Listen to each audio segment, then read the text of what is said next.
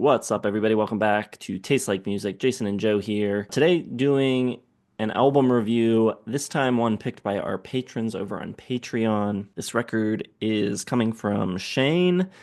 It is Stoned Alone by the band Coma Cinema from 2010. This is right in my peak of listening to this type of music and being into these type of bands, and yet this one slipped by me. I've never heard of Coma Cinema before. I've obviously never heard of this band, and I've never listened to any song by them. And yeah, let's keep it at that for now. Let's break this video down. So let's start with the songwriting. This is, without a doubt, my least favorite type of music. This era of indie songwriting, I really dislike. The songwriting to me, like it just seems like so of that era.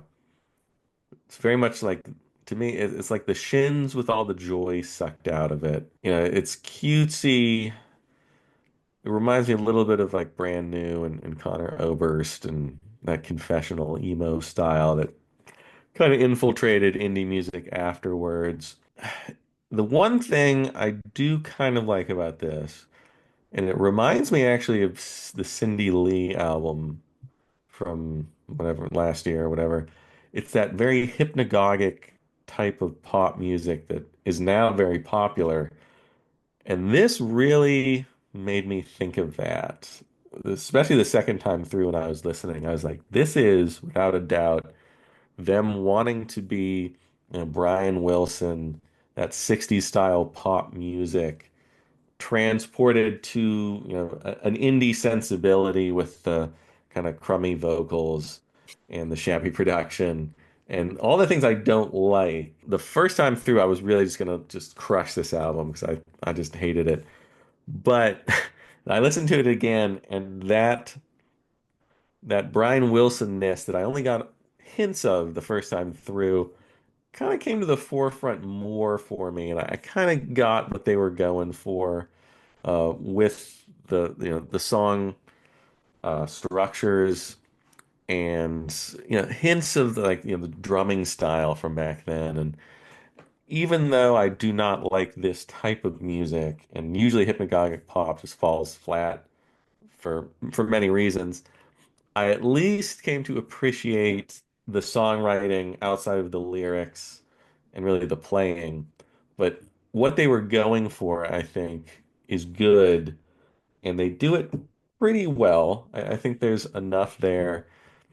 If you listen closely, you will hear them, trying for that 60s sunshine pop, girl group type of songwriting. I think it works on some levels. So I hated it in some ways, but I also kind of came to appreciate and respect it. To me, I like a lot of things about this record, but I don't think the songwriting is super strong. It's been a little while now since we listened to this, um, full transparency. So I don't have a lot of lyrics on the top of my mind, but as I listened to it, I was reading the lyrics, and the lyrics just, I don't know, none of the lyrics really grabbed me as being very interesting or having a ton of meaning. I thought this record was very cool aesthetically. I like the kind of lo-fi nature of it. It's a little demo-y sounding, and I like the vocals a lot. It kind of lands in that world of the Shins, and I got some like Jason Schwartzman Coconut Records from it, and some of Montreal, all stuff that I enjoy. But I just didn't find the songs as good as those other bands. So, yeah, the songwriting for me left a little to be desired. Aesthetically very cool, but just a little lacking.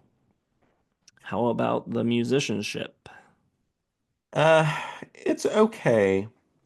I think it's purposefully shabby sounding. Like, I don't know how good they really are, but there's some moments on the album that make me think that, even though I don't like this style, again, I will say that many more times in this review, I think they at least knew what they were doing and are playing the things they want to play, even though those things I don't really like. I mean, there's this one guitar solo in it, and it just sounds like completely tossed off.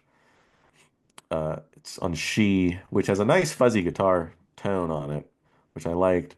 And then they have this kind of, 2 minute song and a little guitar solo at the end, and it's just like sounds like somebody with like three lessons improvising over, maybe a scale that they don't quite know yet. And I think that's the point. I just don't really like it. I like the drums. The drums definitely that throwback to the 60s. Everything else, though, is kind of anonymous. There's some decent like synth. That interlude in Tall Grass is pretty nice. But for the most part, it just kind of feels like that jangly, very single-minded type of indie rock stomp kind of thing that they were doing back then. And it didn't thrill me too much. Yeah, I think there's not a lot to say about the musicianship on this. This is not the type of record that needs to have a ton of like prodigious playing or anything. So I think it's fine. It's not that important. I think the charm of the record is um, the kind of do-it-yourself vibe, and you know, it gets away with it. But yeah, don't put this record on expecting to hear Genesis or Yes or something like that. That is not at all what this is. The production. I mean, if you like that indie pretending to be 60s style, you'll dig this production, that DIY, that purposefully sort of lo-fi, shabby sound. I like everything, I think, except the vocals. And I don't know if this guy can sing. I wouldn't think so based on this record, but um, I think the production does a decent job of disguising that fact. There's the typical like high-pitched backing vocals that kind of come in and mirror to help disguise the bad lead vocals at times. The drums are extremely forward and the vocals get a little buried, which is probably good. So I think, again, I think they knew what they were doing and get the sound that they wanted. I just, I can't really ever love this type of production on the lo-fi end with the having a vocalist at this level just it's never ever going to work for me. It doesn't matter what they're playing. It could be the greatest songs of all time. If it sounds like this, I'm never going to be that into it. I think the production works for what they're going for these type of songs and this sound. I don't think you'd want it to be much more polished than this.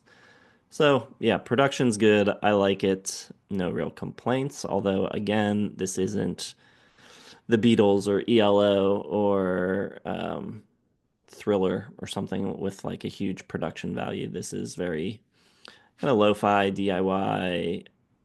Yeah, it sounds like a demo, but in a kind of cool and interesting way. All right, best and worst track. Best track, I think the most successful one might just be Sucker Punch. That was the one I noticed the first time through. I was like, okay, that is hypnagogic. That is Brian Wilson. That's what they're going for with that. So that kind of perked my ears up. So I'll put that as my favorite. Least favorite, I don't really know. I mean, there's a bunch of tracks that I wasn't thrilled with. Um, I don't know. Maybe Black Birthday Cake. My favorite tracks were Only and Sucker Punch. Those are the two I kind of that stood out a bit to me. And I don't know that there's like a song that's like way worse than the other ones. Some of them are like really short and slight. Um, like you've got multiple songs under a minute and a half here, so maybe one of those. Score. This is tough. This is tough for me. I guess I can go 3 stars on it. Not like a high 3 stars. And I probably would have gone 2 stars on the first listen, but I think there's something here, even though I do not like this style at all.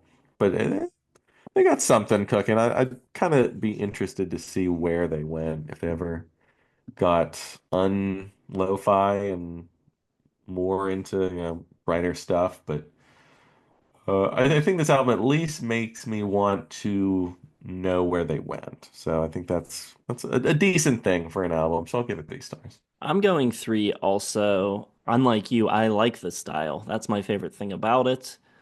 I just don't think the songwriting and the melodies are sticky enough or hooky enough and make me want to listen to it more. So yeah, very cool vibe. Love the aesthetic of it, like I said, but I just need a little bit more from the songwriting.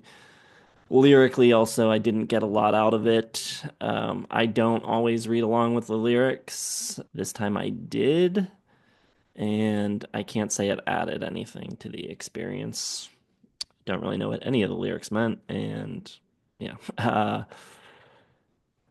You will get a chance to hear if they've developed any because I believe they have a new record coming out soon. Woohoo! All right, if you've heard this record, let us know what you think in the comments. If you haven't heard it, go check it out and stop back and let us know.